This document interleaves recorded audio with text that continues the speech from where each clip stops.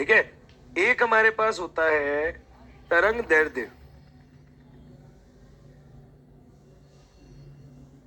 एक हमारे पास क्या होता है तरंग दैर्ध्य, इसको ऐसे भी लिख सकते हैं, इसे कहते हैं वेवलेंथ।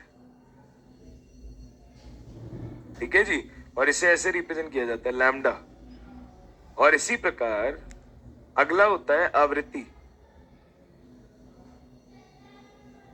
आवृत्ति, आवृत्ति को कहते हैं फ्रीक्वेंसी,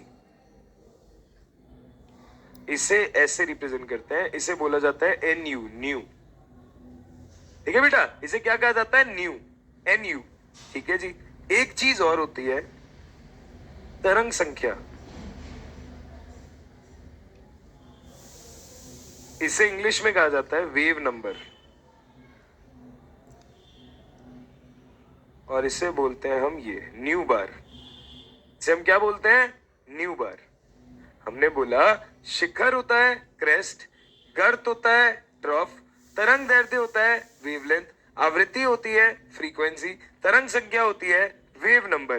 तो किसी भी वेव के लिए, तरंग के लिए ये पॉइंट्स अपने को पता होने चाहिए, और ये अपन अभी ढंग से पढ़ने वाले हैं एक एक करके। ठीक है, एक सुंदर डायग्राम बना के पढ़ने वाले हैं। चलिए सारी बातें एक एक करके समझाता हूं, तो सुनना ध्यान से।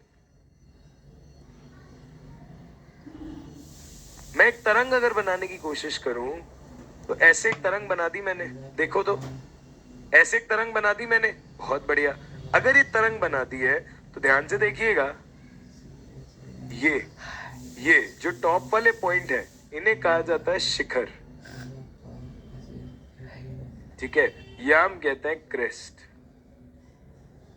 जब भी एक तरंग चलती है तो हम बोलते हैं शिखर।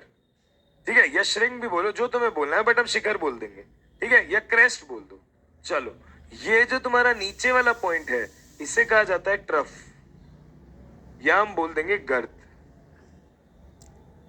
ठीक है, तो वो शिखर है, ये गर्त है, कोई दिक्कत नहीं है। बहुत बढ़िया, आगे सुनना ध्यान से। आगे हम क्या बोलेंगे बेटा जी, हम बोलते हैं ये एक वेव है, ये इसकी अगली वेव भी तो ऐसी होगी। अगर आप इस लाइन को थोड़ा खींचे आगे, तो हम बोलेंगे ऐसे। अगर इस लाइन को हम थोड़ा खींचे आगे, ठीक है जी, तो हम बोलेंगे दो तरंगों के बीच की जो दूरी है, ये एक तरंग है, ये दूसरी तरंग है, दो तरंगों के बीच की जो दूरी है उसे क्या कहा जाता है लैम्डा।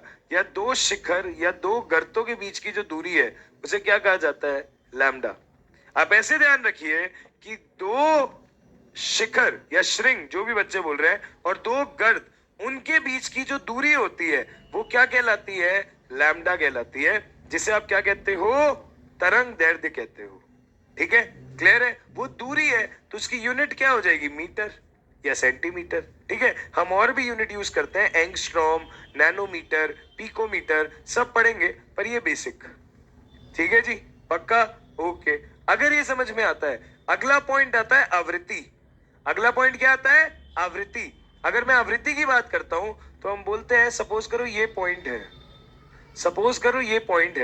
तो इस एक पॉइंट से एक सेकंड में कितनी तरंगे पास हो जाएंगी, एक सेकंड में एक पॉइंट से कितनी तरंगे पास हो जाएंगी, वो क्या कहलाती है आपकी आवृत्ति कहलाती है। क्या कहलाती है आपकी आवृत्ति कहलाती है। हम बोलते हैं किसी एक पॉइंट से एक सेकंड में जितनी तरंगे पास हो जाएंगी वो आपकी क्या कहलाती है आवृत्ति कहलाती है। ठीक है, एक पॉइंट से एक सेकंड में जितनी तरंगे पास होती हैं वो आवृत्ति कहलाती है। ठीक है साहब, क्लियर है, बहुत बढ़िया, आवृत्ति भी हो गया। तरंग संख्या क्या होती है, तरंग संख्या बड़ा आसान है, तरंग दैर्ध्य का व्युत्क्रम तरंग संख्या है। वो ये नहीं होता कि कितनी तरंगे हैं, वो उसका मतलब वो नहीं है, ये सिंपल एक मैथमेटिकल टर्म है, कैलकुलेशन का टर्म है। तरंग दैर्ध्य का उल्टा तरंग संख्या होती है। ठीक है, अब मैं एक एक करके आगे बात करता हूं। ये ग्राफ तो तुमने समझ लिया साइन वेव जैसा है। अब सुनना, हम कुछ मैथमेटिक्स की बात करते हैं।